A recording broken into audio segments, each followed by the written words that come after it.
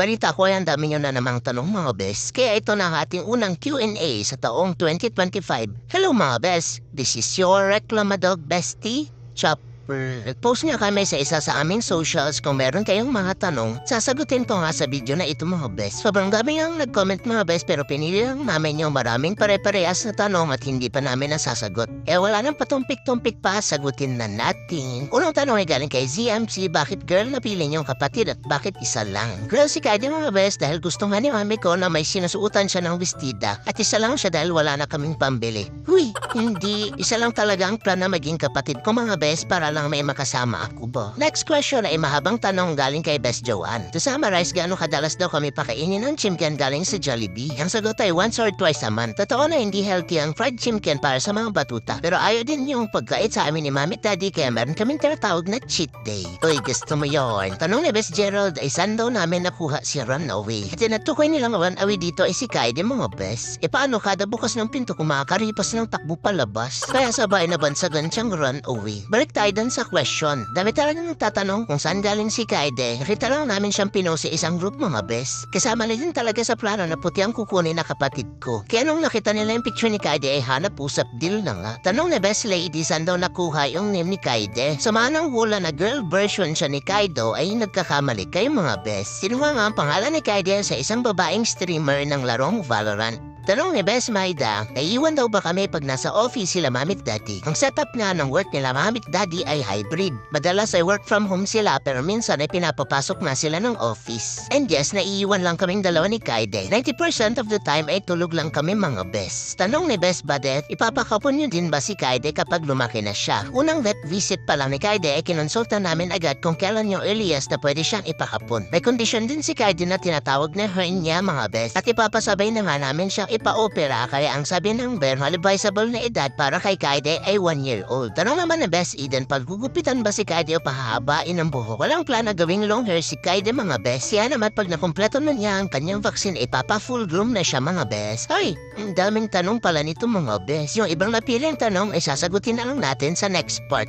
Kaya naman, ingat kayo lagi and spread positivity.